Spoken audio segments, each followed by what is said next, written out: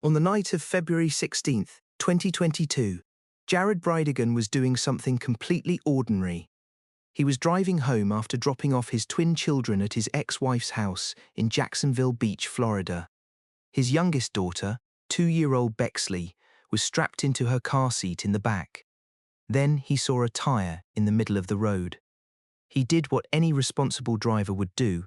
He stopped the car, got out, and walked toward it. He never made it back.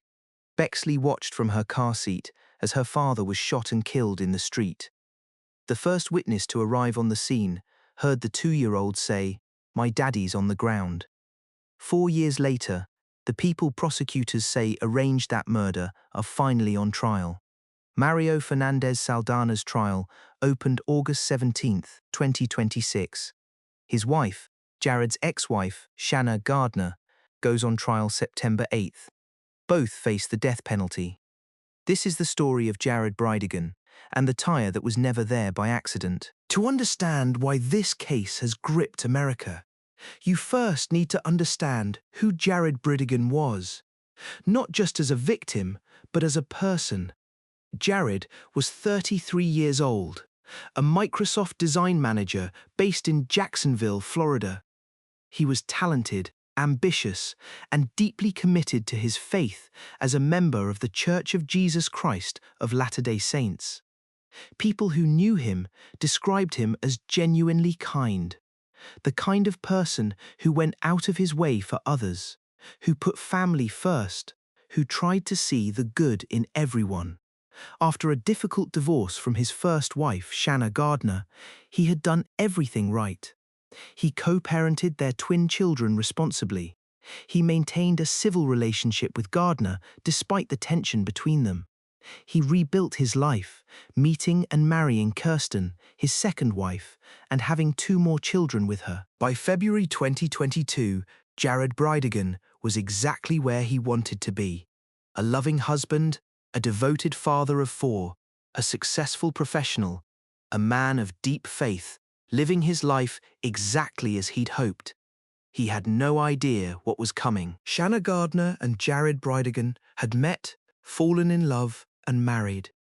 But by the time their marriage ended, whatever affection had existed between them had curdled into something far more toxic.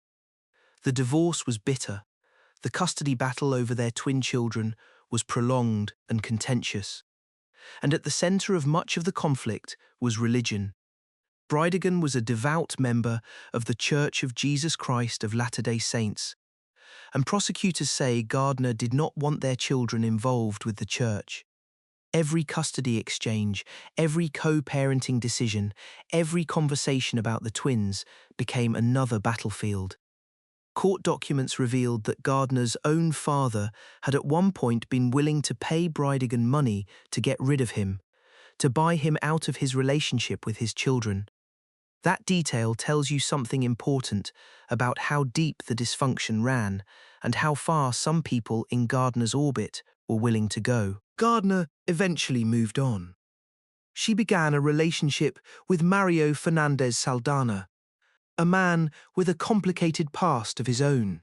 They married, and prosecutors say the conversations between Gardner and Fernandez Saldana about Jared Bridegan took a turn that nobody should ever hear in a murder trial. This is where the case takes a turn that makes it genuinely chilling. Prosecutors presented evidence that Gardner had spoken in code about Bridegan years before his murder, using phrases like funeral potatoes and Ewing magic in conversations that investigators believe referred to plans to harm him. Funeral potatoes is a dish traditionally served at funerals in the LDS community. A casserole of potatoes, cheese, and cream of chicken soup that appears at post-funeral gatherings so reliably that it has its own nickname in the faith. For Gardner to use that phrase in coded conversations about her ex-husband, prosecutors argue, was not coincidental. A friend of the couple recalled Fernandez Saldana once telling her, "I've killed people before," and Gardner saying her husband could take care of Bridegan and no one would ever know. These weren't idle comments. Prosecutors argue they were the opening stages of a plan that took years to fully develop, and that ended with a tire in the middle of a road on a February night in 2022. On February 16th, 2022, as Bridegan was driving home from dropping off the twins at Gardner's house, investigators say a tire had been deliberately placed in the center of the road to force him to stop. Think about what that required. Someone had to know exactly which route Bridegan would take that night. Someone had to know when he would be driving alone, or nearly alone, with only his toddler daughter.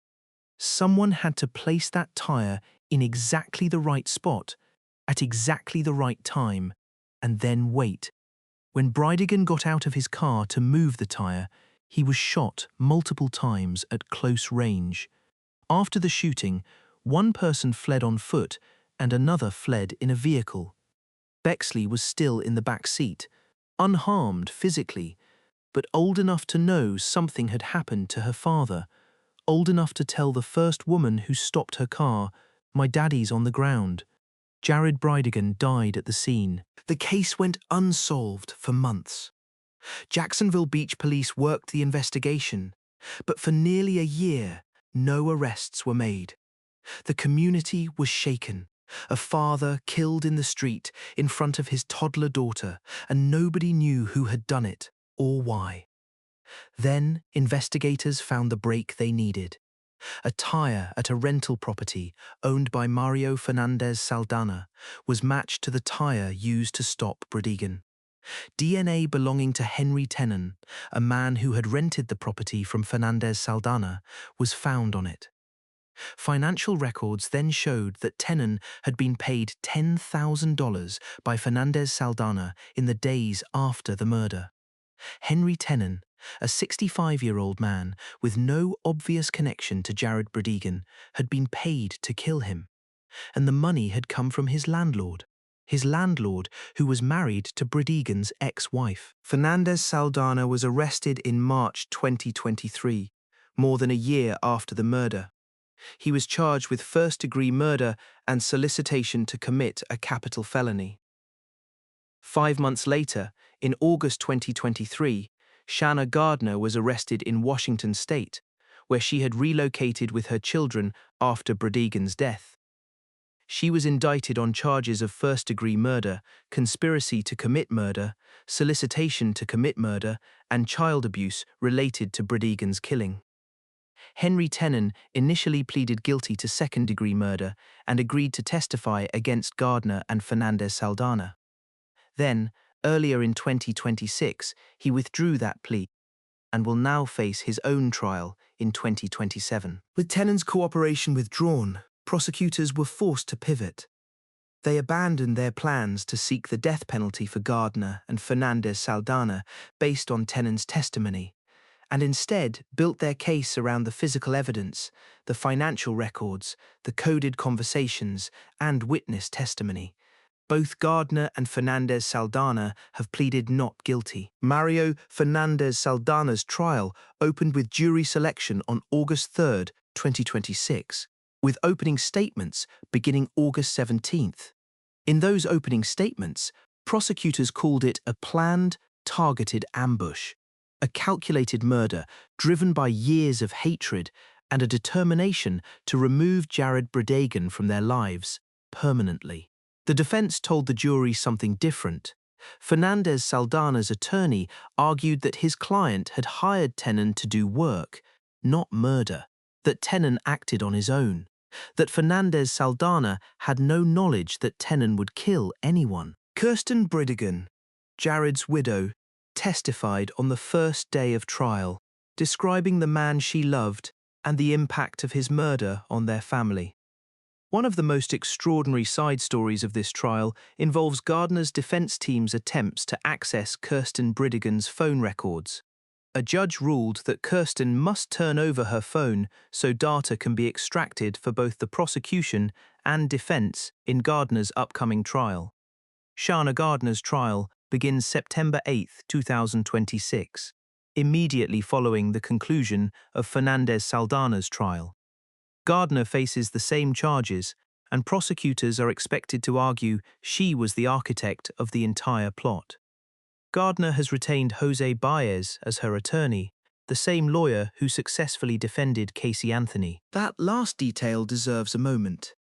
Jose Baez is one of the most famous criminal defense attorneys in America, primarily because of his 2011 victory in the Casey Anthony case, where he successfully argued that Anthony's 2-year-old daughter, Kaylee, had accidentally drowned, and that Anthony's behavior after the death was the result of psychological trauma, not guilt. The jury acquitted Anthony of murder, despite widespread public belief in her guilt. Baez taking Shanna Gardner's case signals that her defense will be aggressive, creative, and built around reasonable doubt rather than a straightforward denial. It also tells you something about how seriously Gardner's legal team is taking the risk of conviction. You don't hire Jose Baez unless you believe the prosecution's case is strong enough to require a genuinely exceptional defense. For Jared Bridegan's family, watching the attorney who helped Casey Anthony walk free now represent the woman accused of orchestrating their husband and father's murder. The Casey Anthony comparison carries a very specific and painful weight. The trial of Mario Fernandez Saldana is expected to run through September 18, 2026, including a potential penalty phase if he is convicted. Shanna Gardner's trial begins immediately after, September 8th, with her own separate jury. The court has ordered that twice as many potential jurors be called for Gardner's trial, to account for the possibility that some may have been exposed to coverage of Fernandez Saldana's trial. Henry Tenon, the man prosecutors originally built their entire case around, will face his own trial in 2027, now as a defendant rather than a cooperating witness.